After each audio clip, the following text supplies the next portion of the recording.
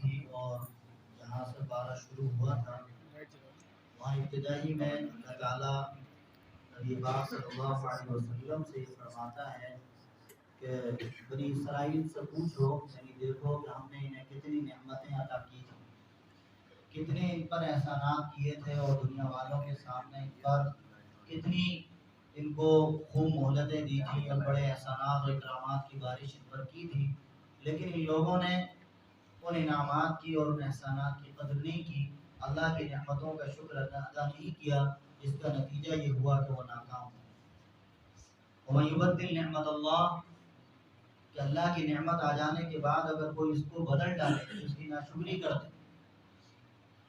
فَإِنَّ اللَّهَ شَدِيدُ الْعِقَابِ، تو اللہ تعالیٰ سخت ترین اور تیز ترین سزا دینے والا ہے۔ یہ بات اسی لیے کہی جا رہی ہے کہ ناشکری بہت بڑا جرم، صرف گناہ نہیں ہے، وہ ایک جرم ہے اپنے آپ میں۔ پھر اس کے بعد مومنوں سے کہا جا رہا ہے، بنی اسرائیل کے احسانات کا ذکر کر کے اور ان کی نافرمانیوں کا ذکر کر کے، کہ اللہ تعالیٰ نے نظام ایسا بنایا دنیا کا کہ جو کافر لوگ ہیں، اللہ کا انکار کرنے والے ہیں، اللہ کے نبیوں کو نہ ماننے والے ہیں، دنیاوی زندگی ان کو بہت اچھی لگتی ہے، ان کی نظر میں صرف وہی اسی کی اہمیت ہے، اسی کی قیمت اور کوئی چیز نہیں ہوگی، اور ان کا حال یہ ہے کہ ایمان والوں کا مذاق اڑاتے ہیں۔ مکے کے اندر بھی یہی حال تھا، مدینے کے اندر بھی یہودی مذاق اڑایا کرتے تھے، اور آج بھی حال یہی ہے۔ اگر آپ دیکھیں تو جو صحیح ایمان پر قائم لوگ ہوتے ہیں ان کا دنیا مذاق اڑاتی ہے۔ اگر اپنے وہ اس رنگ میں چلنے لگے، جیسے آج کل ایک آدمی کوئی اگر ایمانداری کے ساتھ کام کرے تو کہا جاتا کہاں پرانے زمانے میں جی رہے ہو، ایمانداری سے اب نہیں جی پاؤ گے، روٹی نہیں مل پائے گی۔ تو یہ مذاق اڑانا ہے، یہ مذاق اڑانا ہے۔ وَيَسْخَرُونَ مِنَ الَّذِينَ آمَنُوا وَالَّذِينَ اتَّقَوْا فَوْقَهُمْ يَوْمَ الْقِيَامَةِ وَاللَّهُ يَرْزُقُ مَن يَشَاءُ بِغَيْرِ حِسَابٍ۔ اسی کے بعد فوراً کہا جا رہا ہے کہ حساب دینا، رزق دینا اللہ کا کام ہے۔ انسان اگر محنت کر رہا، کوشش کر رہا ہے، اور اللہ کے احسانات اور اس کی نعمتوں سے فائدہ اٹھا رہا ہے، تو یہ وہ عین شریعت کے مطابق کام کر رہا ہے، اور اللہ کا خاص بندہ ہے۔ روزی دینے سے اسے کوئی روک نہیں سکتا، اللہ نہ کرے اس کے لیے مقدر ہے۔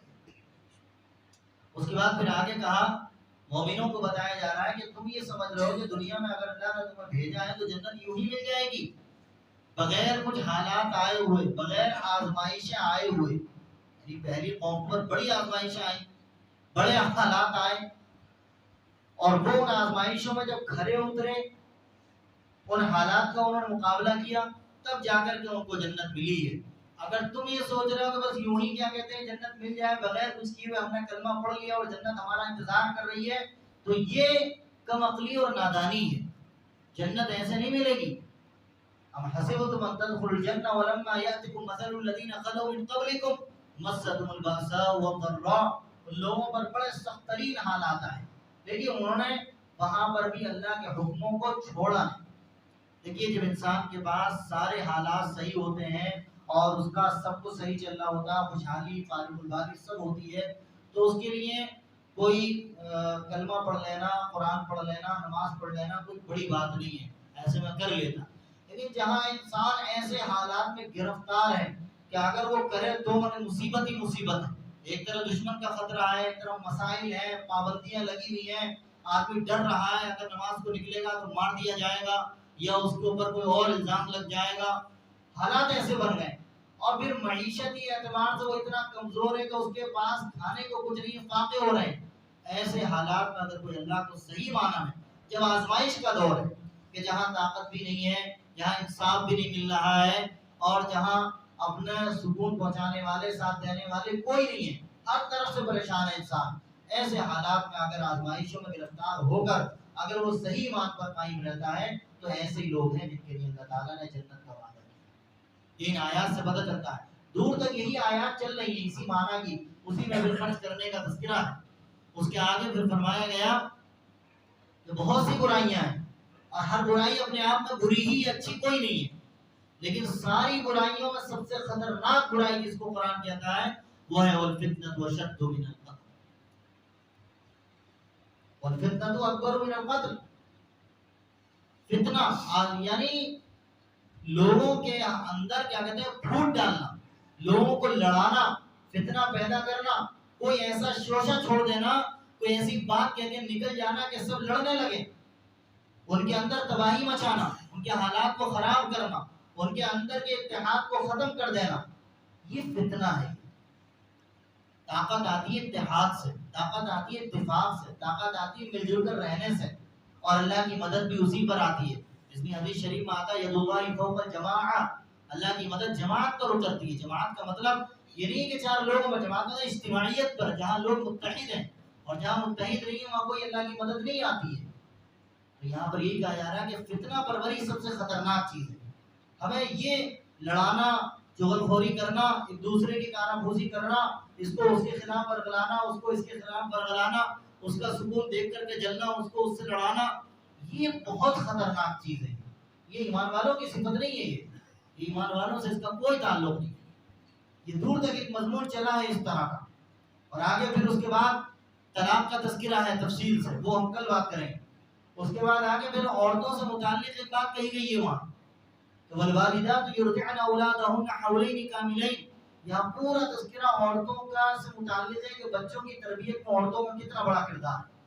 عام طور پر ہمارے یہاں اس کو سمجھا ہی نہیں جاتا، عام طور پر عورتیں سوچ لیتی ہیں کہ بچے کی بات کیا کہتے ہیں، اس کو دودھ پلا دینا، پڑھا لینا، بس یہی کافی ہے۔ پڑھانا نہیں ہے، پڑھانے کے ساتھ ساتھ اس کی تربیت کرنی ہے۔ پڑھانے میں وہ چیز پڑھانی ہے جو اس کی آخرت کو بھی فائدہ پہنچائے، جس سے اس کی آخرت بھی سبر ہے۔ دودھ پلانا ایک اہم کام ہے، دودھ پلانا ایک اہم کام ہے، یہ ذمہ داری ہے، اور اسی ذمہ داری سے تربیت کا پہلو جڑا ہوا ہے۔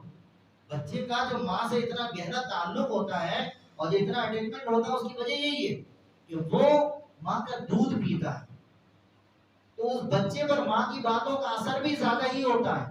اس لیے ماں کی ذمہ داری یہاں پر سمجھائی گئی ہے کہ ان کو کسی بھی طرح سے اپنے بچوں پر پوری ایسی نگاہ رکھنی ہے کہ وہ کسی طرح بھی غلط حرکتوں میں اور غلط صحبتوں میں نہ پڑنے پائے۔ بچہ عام طور پر بگڑتا ہے غلط صحبتوں سے، غلط جگہوں پہ بیٹھنے سے، غلط لوگوں کے ساتھ رہنے سے۔ اس بات پر نگاہ رکھنا یہ ماں کا کام بھی ہے بہت کم عمری میں، اور جیسے جیسے بڑھتا جائے تو یہ ذمہ داری باپ کی بڑھتی چلی جاتی ہے۔ یہاں پر یہ سمجھایا گیا۔ اس کے بعد پھر آگے ایک طویل سلسلہ چلا ہے، سامنے طالوت کا ذکر ہے، وہ کہ لمبا واقعہ ہو، یہاں موقع نہیں ہے اس وقت، ہم عرض کریں گے پھر کسی موقع سے۔ آگے پھر مومنوں کو جو بہت ساری باتیں کہی گئی، اس میں بہت سے مسائل بیان کیے گئے، خرچ کرنے کے فوائد، بہت ساری چیزیں، تو اس میں ایک اہم سبق دیا گیا۔ ان آیتوں میں بار بار جگہ جگہ خرچ کرنے کی باتیں آئی ہیں، ان آیتوں میں جو یہ گزری ہیں، انہی میں آخر میں جب خرچ کرنے کی باتیں چلتی رہی ہیں تو دو باتیں بتائی ہیں، دو باتیں خاص طور سے ذکر کی ہیں قرآن اسی صورت کے اندر۔ ایک بات تو یہ ذکر کی ہے کہ بھئی خرچ کرنے میں جو آپ کسی کو دے رہے ہیں، کسی کی مدد کر رہے ہیں، ایک طریقے سے گویا احسان کر دیا آپ نے، لیکن وہ احسان جتلانا نہیں ہے کسی کے سامنے۔ آپ نے اگر کسی کی مدد کر دی، کسی کا ساتھ دے دیا، کسی کے پریشانی میں آپ کام آ گئے، اور کل چار آدمیوں کے سامنے اگر آپ اس سے کہنے لگے کہ تم ہی ہو کہ تمہارا یہ حال تھا، تم ہماری بدولت آج اس طرح کھڑے ہو، ہماری بدولت تم اس نتیجے پر پہنچے ہو، یہ اگر کسی سے آپ نے کہہ دیا تو آپ نے جو کچھ کیا تھا وہ تو ختم ہو ہی گیا، اس کے بعد جو مزید نقصان ہوگا اس کے بعد وہ اللہ ہی بہتر ہے۔ یہ بہت خطرناک چیز ہے۔ ہمارے یہاں اصل میں عصبیت یا کہہ لیجیے جاہلیت ابھی بھی پائی جاتی ہے۔ ایک صحابی کو ایسی تاو آ گیا تھا، اللہ کے رسول نے ان سے کہا انک امرؤ فیک جاہلیہ، ابھی تمہارے اندر جاہلیت باقی ہے، کہا تھا تمہارے اندر ابھی جاہلیت باقی ہے۔ حقیقت مانیے تو وہ جاہلیت ہمارے اندر بھی باقی ہے۔ ذرا سا مسئلہ آتا ہے ہمیں اندر سے پھٹ پڑتے ہیں، ایک دم ہمارا صبر و تحمل سارا ختم ہو چکا ہوتا ہے، غصہ ایک دم چہرے پر، اور چہرے سے پھر جسم پر، اور پھر نہ جانے حرکتوں سے کس طرح وہ ظاہر ہونے لگتا ہے۔ یہ بڑی خطرناک چیز۔ دوسری بات جو مال کے تعلق سے قرآن نے انہی آیات میں ذکر کی ہے وہ ہے سود اور حرام، یعنی حرام مال اور سود۔ حرام کئی طرح کا ہو سکتا ہے لیکن سود اس میں خاص ہے، سود اس میں خاص عمل۔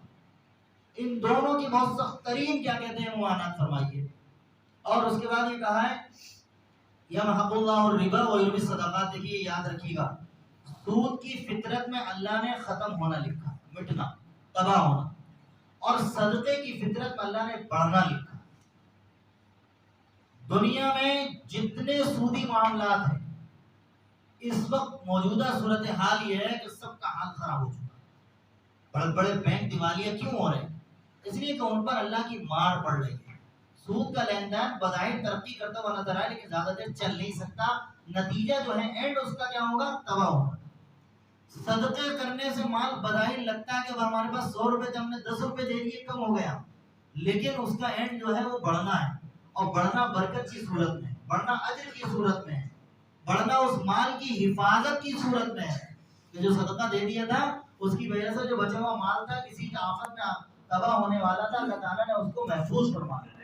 یہ وہ ہے، اس لیے اسی جگہ پر قرآن کہتا ہے کہ شیطان یعدکم الفقر ویأمرکم بالفحشاء، انسان جب خرچ کرنے کا ارادہ کرتا ہے تو اس کی حیوانی صفت جاگتی ہے اور شیطان اس سے کہتا ہے ارے یہ پیسے تم خرچ کر دو گے تم کو کیا بچے گا؟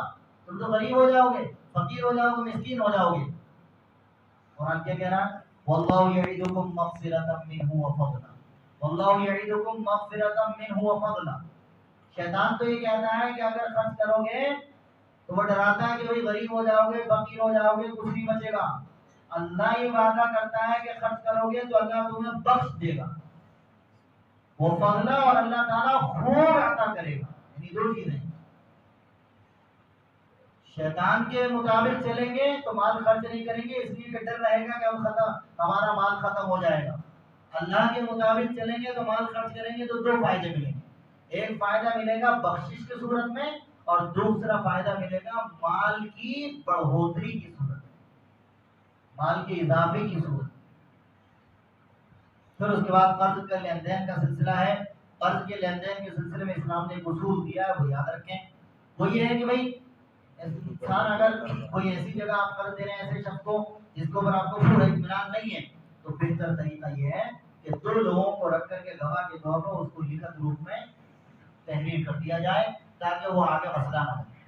اور اگر مطمئن ہے آپ اس آدمی سے، اس پر اطمینان ہے تو پھر اس کی کوئی ضرورت نہیں ہے، پھر انشاءاللہ اس کی نوبت بھی نہیں آئے گی۔ پھر بھی اگر نوبت آتی ہے تو معاملہ فیما بینی و بین اللہ رہے گا، تو اللہ اور بندے کے درمیان کا معاملہ ہے، اب وہ جانے کہ وہ اپنی آخرت بنانا چاہتا ہے کہ بگاڑنا چاہتا ہے۔ یہ ایک اصول قرآن نے دیا تاکہ اس سے جو ہے مسائل بڑھے نہ، پیش نہ آئے۔ دیکھیے اسلام کے جتنے معاملات ہیں ان میں یہ ہے کہ مسائل کم سے کم تر ہو، ختم ہوتے تھے۔ اس کے بعد سورہ آل عمران ہے۔ سورہ آل عمران ایک طریقے سے سورہ بقرہ ہی کا کیا کہتے ہیں تتمہ اور اضافہ ہے۔ جو معاملات اس کے اندر تھے کہ یہودیوں سے اور عیسائیوں سے خطاب کیا گیا تھا اور مسلمانوں سے ان کا تذکرہ کیا گیا تھا، وہی تمام تذکرے سورہ آل عمران میں بھی ہیں۔ پھر اس میں سورہ آل عمران کے اندر مزید غزوہ بدر کا اور غزوہ احد کا تذکرہ بھی آگے آئے گا، وہ کل آئے گا انشاءاللہ۔ لیکن یہاں پر چلتے چلتے قرآن نے بالکل شروع ہی میں ایک بات تو یہ بتائیے کہ دیکھیے قرآن کی آیتیں دو طرح کی ہیں، ایک محکمات اور ایک متشابہات، یاد رکھیے گا۔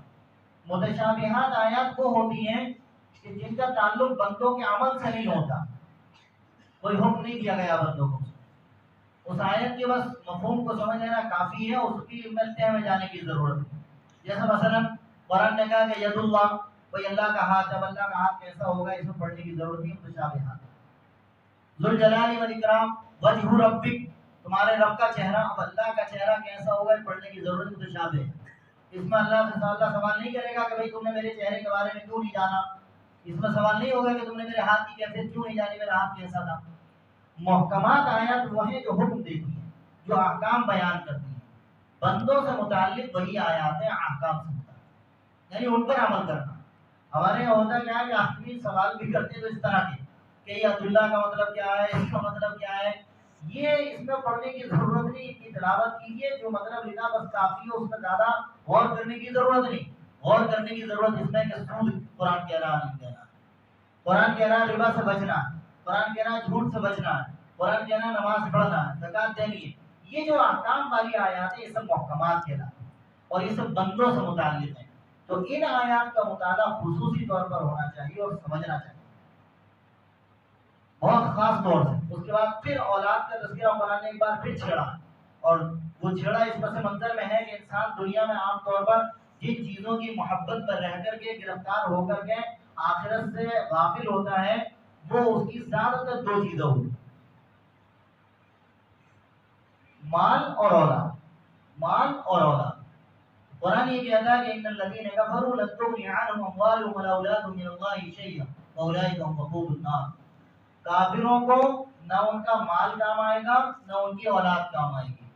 مومن بھی اگر کیا کہتے ہیں مال کے ساتھ وہی معاملہ رکھیں گے اور اولاد کے ساتھ وہی بے توجہی والا معاملہ رکھیں گے تو کوئی کام آنے والی نہیں.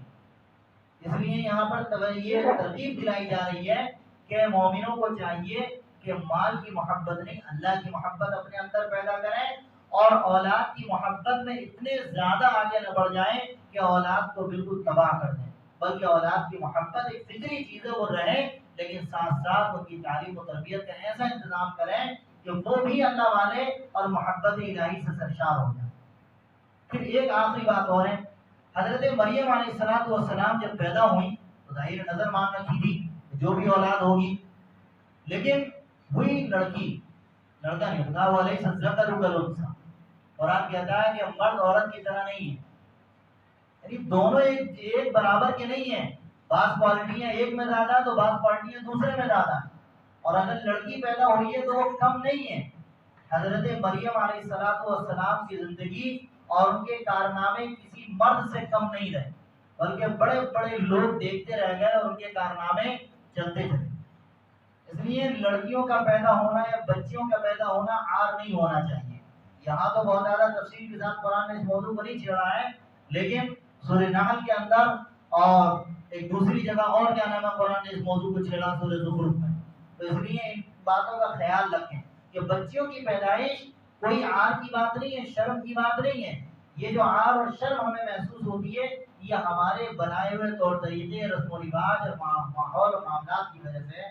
اگر ہم اس کو درست کر لیں تو کوئی چیز نہیں رہے گی. بعض اوقات لڑکیوں کی طرف سے ماں باپ کی جو خدمت، جو تعلق، جو محبت دیکھنے کو ملتی ہے وہ لڑکوں کی طرف سے دیکھنے کو نہیں ملتی ہے. یہ حقیقت ہے، اس کا جائزہ لینے کی ضرورت ہے اور اس بات پر دھیان دینے کی ضرورت ہے. اللہ تعالیٰ ہم سب کو صحیح عمل کی توفیق عطا فرمائے.